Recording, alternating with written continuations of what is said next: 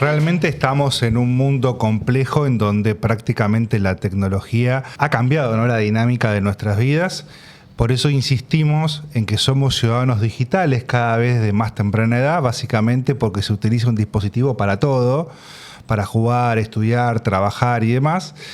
Y la verdad es que los desafíos nos marcan que, si bien los chicos en general aprenden rápido todo lo que tiene que ver con el encendido, jugar, meterse y demás, porque son nativos digitales, la realidad es que nos falta mucho profundizar en cuáles son los riesgos, ¿no? Siempre digo, cuando compramos un medicamento viene el prospecto y está la letra chica, ¿no? Entonces digo, nos falta saber un poquito la letra chica de la virtualidad, cuáles son esos riesgos, y la verdad es que muchos de ellos se desconocen, y eso hace que muchas veces haya un divorcio entre la vida digital que los chicos realmente tienen y lo que las familias piensan de por dónde pasa esa vida digital de los chicos, ¿no? A ver, el grooming podría ser quizás el riesgo más peligroso para los chicos dentro de lo que podemos encontrar para la virtualidad, básicamente porque hablamos de un acoso sexual digital que realiza un pedófilo en las redes a un niño, niña o adolescente.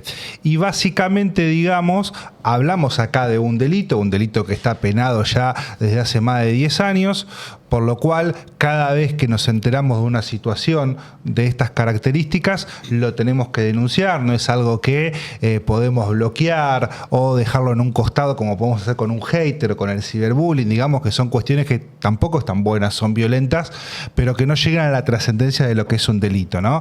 Y básicamente el grooming pasa en las redes sociales, pero más aún pasa en los juegos en red.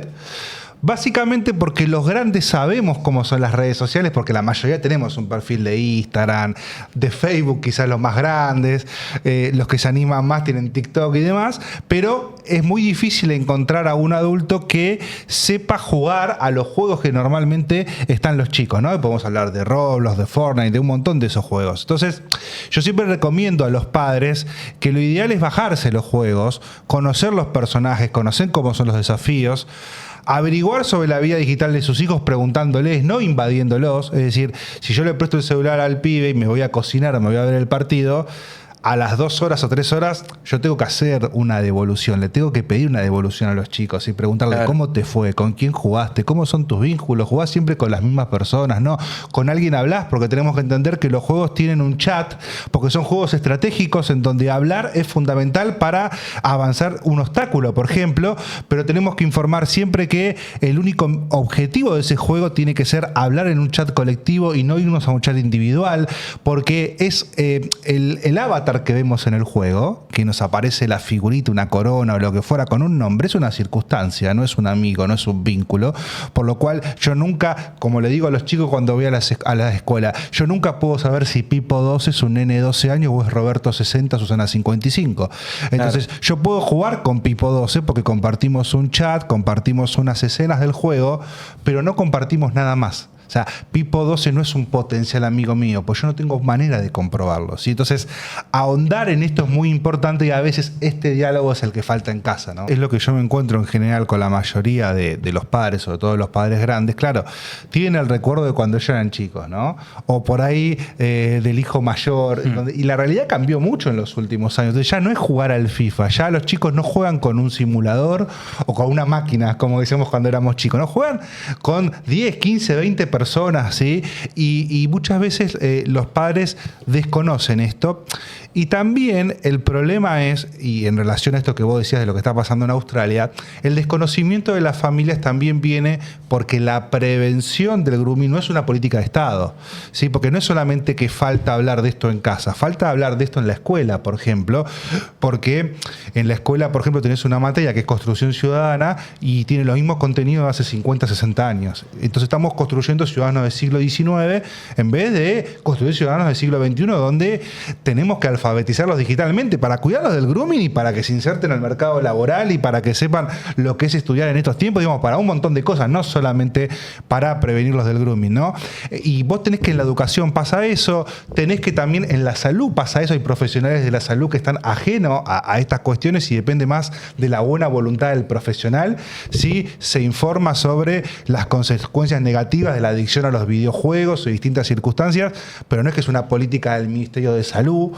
Tenés que, por ejemplo, por ahí los que más pueden saber de esto por una cuestión generacional en el sistema de salud son los residentes, y los residentes son los que están peor pagos, Claro. porque tenés a residentes, no sé, ahora están en Hilaradez, por ejemplo, que es un hospital de Mar del Plata, donde yo soy, tenés 3 meses sin, no le están pagando los sueldos a los residentes, y pasan en el Posada, pasan en el Bonaparte, pasó hace poco en el Garrahan. Claro. Entonces vos decís, si falta la política pública en educación, falta en salud, es difícil que después en casa se termine hablando de estos temas, ¿no? Entonces, tenemos que encontrar la manera, como hizo Australia, bien o mal, lo podemos discutir, pero de que sea una política pública y hasta bastante determinante, ¿no? Que después podemos decir los argumentos a favor o en contra de eso, pero tomó una decisión en todo lo que tiene que ver con los riesgos del grooming y demás, ¿no? Que muchas veces, cuando uno va a las escuelas y da jornadas y demás, vos le preguntás a los pibes si alguna vez recibieron una foto, si hizo un consentimiento, les pasó, y lamentablemente más de la mitad por cursos de cajón te levanta la mano. Entonces vos te das cuenta que esto es una problemática muy habitual. La gran mayoría te dice que no lo contó en casa. ¿Por qué? Porque tienen miedo a la reprimenda de, porque vos seguro te metiste ahí, entonces por eso te mandaron eso. Y la realidad es que nosotros tenemos que generar confianza en casa, y la confianza viene primero de generar un diálogo, que nos cuenten sobre la vida digital, segundo alertando, pero tercero entendiendo de que esto le puede pasar a cualquiera. Esto es como, por ejemplo, cuando nos enseñaban cuando éramos chicos a decir, bueno, ojo al cruzar la calle, no hables con desconocidos. Nosotros podemos tener cuidado, pero nos pueden robar, podemos tener un accidente de tránsito, nadie está inmune a eso. Y con esto pasa lo mismo. Entonces, los padres tenemos que tener la comprensión y la escucha de saber que podemos generar un colchón lo mejor posible, hablando de esto y demás, pero que puede pasar. Y si pasa, vamos a querer saberlo antes y no después. Básicamente, yo pienso que no tenemos que demonizar a la tecnología. Me parece que justamente tenemos que promover y formar ciudadanos digitales que sepan dominar la tecnología porque les va a servir. Y vuelvo a decir, para un montón de cosas. Porque vos tenés, por ejemplo, que hoy te explotó en los adultos, y es lógico, otros delitos virtuales de estafas bancarias, de hackeos y demás. Entonces nosotros tenemos que promover ciudadanía digital a los pibes para, entre otras cosas, cuando sean ciudadanos adultos, evitarles todo esto y se puedan adaptar al mercado laboral actual, ¿no? Pero, digamos, los juegos en sí no son malos. No. Es decir, los juegos son estratégicos. Vos pensás que, por ejemplo, Roblox tiene distintos escenarios y tiene hasta escenarios matemáticos, escenarios de construcción. Hay chicos que aprenden cosas de diseño, de arquitectura. O sea, hay juegos que son positivos. El problema es que, bueno, ¿cómo los podemos alertar sobre los riesgos que hay ahí, ¿no? Entonces yo vuelvo a insistir sobre esta cuestión, que nosotros tenemos que insistir en que el juego es una circunstancia en donde nos entretenemos un rato, pero no es un lugar para crear vínculos. Claro. Pero no porque el nene no está preparado. Nadie puede crear vínculos. Yo tampoco puedo crear vínculos, ¿no? Y decirle eso a los chicos, decirle que Pipo 12, puedo jugar con Pipo 12, con Cami 13, está bárbaro, pero que en el juego solamente hablamos del juego. Creo que es fundamental que normalicemos hablar de la vida digital, que sea, digamos, agregarlo al cuestionario de preguntas, ¿no? Nosotros le preguntamos, vemos a un sobrino y ¿qué le preguntamos? ¿Cómo te va en la escuela? Si va a fútbol, ¿cómo va en fútbol? Preguntémosle, ¿cómo vas en la vida digital? ¿Estás en Roblox? ¿Estás jugando? ¿No? ¿Haces de bueno? ¿Haces de malo?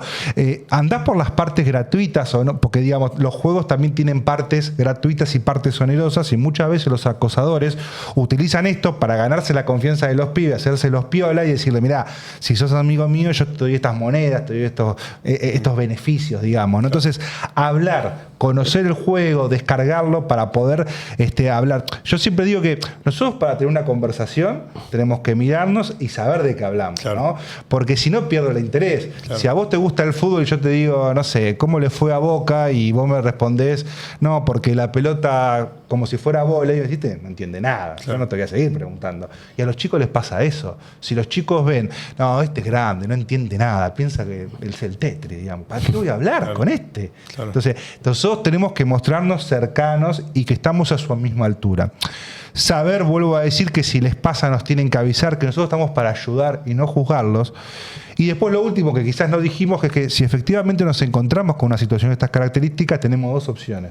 O hacemos el delito en una comisaría, como cualquier situación criminal, o podemos llamar a una línea que sigue vigente, que es el 137, que es una línea gratuita del Ministerio de Justicia, y podemos llamar y hacer la denuncia, que la verdad que está mejor, porque no exponemos a los pibes a llevarlo a una comisaría. Está bueno. Los piden el material de acoso, que en general son las capturas, digo, de la charla en el videojuego o en las redes, y eso va a una fiscalía de ciberdelito y se intenta detectar la ubicación del dispositivo de donde vino el acoso.